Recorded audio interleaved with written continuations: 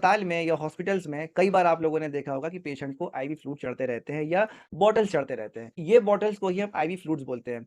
तो देखने में ये तो बिल्कुल पानी की तरह होते हैं या वाटर की तरह होते हैं, लेकिन ये मोर देन वाटर होते हैं। ये स्पेशलाइज़्ड तरह के फ्लूइड्स होते हैं जो इसलिए बनाए जाते हैं ताकि हम डिहाइड्रेशन को ट्रीट कर सकें या डिहाइड्रेशन को हम प्रिवेंट कर सकें। ये इसलिए बनाए जाते हैं ताकि इलेक्ट्रोलाइट्स इम्बैलेंस को हम ट्रीट कर सकें या इलेक्ट्रोलाइट्स इम्बैलेंस को हम प्रिवेंट कर सकें। तो अगर हम टाइप्स की बात करें तो आईवी फ्लूइड्स 2 तरह के होते हैं।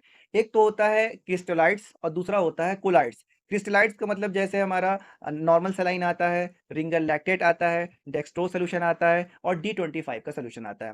कोलाइट्स में हमारा आता है एल्बुमिन, मेनली एल्बुमिन आता है, और भी होते हैं, पर हम मेनली एल्बुमिन को देखेंगे। अब बात करते हैं क्रिस्टलाइट्स की। तो क्रिस्टलाइट्स ऐसे आईवी फ्लूइड्स होते हैं जो कि वाटर और प्लस स्मॉल सॉल्यूट से मिलकर बने होते हैं।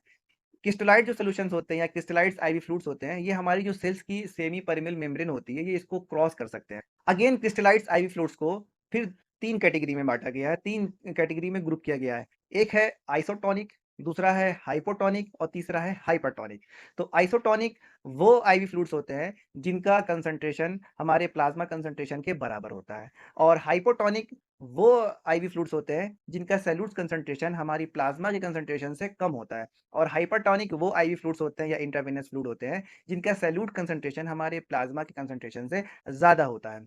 या इनको आप ऐसे कह सकते हैं कि आइसोटोनिक वो होते हैं जिनकी ऑस्मोलैरिटी सेम होती है, हाइपोटोनिक वो होते हैं जिनकी ऑस्मोलैरिटी कम होती है, और हाइपरटोनिक वो होते हैं जिनकी ऑस्मोलैरिटी हायर साइड होती है। क्रिस्टलाइट्स का एग्जांपल हमने ले ही लिया था, normal saline, Ringer lactate, dextrose और डीएनएस। तो हम बात करते हैं रिंगर लैक्टेट की पहले। रिंगर लैक्टेट को हम लैक्टेट ऑफ रिंगर्स भी बोलते हैं। ये इनका जो फिजियोलॉजिकल कंसंट्रेशन होता है या सॉल्यूट कंसंट्रेशन होता है, ये हमारे ब्लड के या प्लाज्मा के कंसंट्रेशन के लगभग बराबर होता है।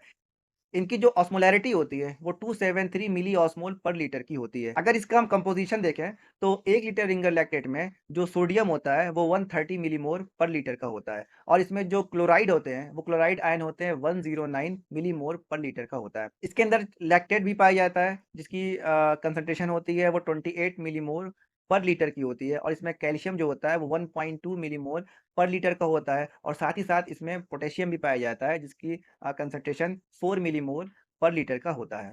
तो अगर रिंगर लैक्टेट का हम अगर यूज़ देखें, एक्यूट ब्लड लॉस की कंडीशन में करते हैं, हाइपोवोलेमिया की कंडीशन में करते हैं, इलेक्ट्रोलाइट्स इम्बैलेंस अगर हो गया है तो उस कंडीशन में भी इसका हम यूज़ करते हैं।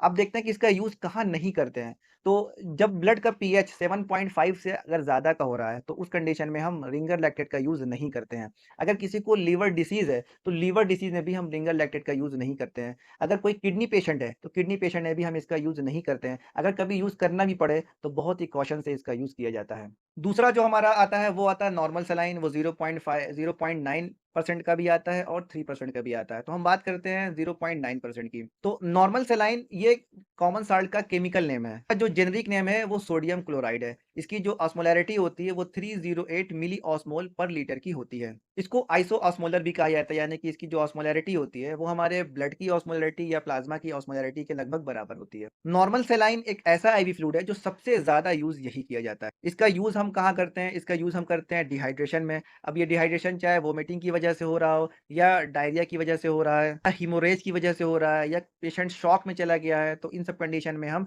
नॉर्मल सेलाइन का एडमिनिस्ट्रेशन करते हैं या नॉर्मल सेलाइन को हम as a IV fluid use करते हैं, ताकि जो फ्लूइड कम हो गया है उस फ्लूइड को हम रिप्लेस कर सकें। बहुत सारी ड्रग्स में इसको हम डाइल्यूट करने के लिए भी यूज़ करते हैं। डायलिसिस में हम हेपेरिन को भी डाइल्यूट करने के लिए इसका यूज़ करते हैं।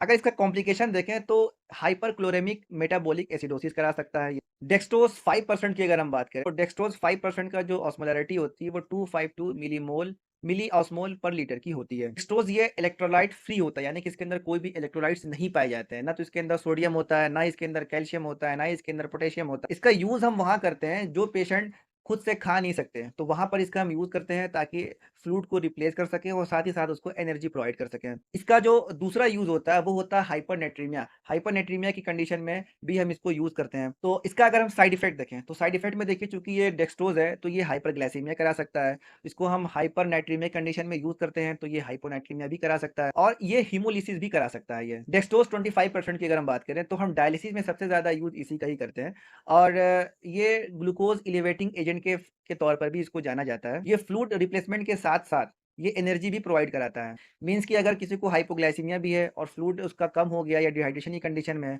तब भी इसका हम यूज़ कर सकते हैं। डेक्सट्रोज़ 25% ये सिंपल शुगर होती है और ये हेल्प करती है हमारा फ्लूइड को रिप्लेस करने में और कार्बोहाइड्रेट या डेक्सट्रोज़ अगर कम हो गया है, तो उसको भी रिप्लेस करने में ये काम करता है। क्विकली यानी तुरंत ये डेक्सट्रोज़ लेवल को हमारे ये शरीर में ये बढ़ा देती है। बाद हमारा डीएनएस आता है, तो डीएनए जैसा कि नाम से ही पता है ये डेक्सट्रोज़ और नॉर्मल सलाइन को मिलाकर बनाया जाता है। इसमें सोडियम होता है, इसमें क्लोराइड होता है और इसमें डेक्सट्रोज़ भी होता है। इसका भी यूज़ हम वही फ्लूइड रिप्लेसमेंट के तौर पर करते हैं, साथ-साथ एनर्जी प्रोवाइड के लिए भी इसको करते हैं। कोलाइड्स से हमारे ऐसे आईवी फ्लूइड्स होते हैं, जो आसानी से हमारी सेल्स की सेमी परमेबल मेम्ब्रेन को क्रॉस नहीं करते हैं। ये इंट्रावैस्कुलर कंपार्टमेंट में ही पड़े रहते हैं, ज़्यादातर वहीं होते हैं। इसमें जो हमारा आता है एग्ज़ाम्पल वो आता है एल्बुमिन का। एल्बुमिन ये नेचुरल कोलाइड्स होते हैं ये।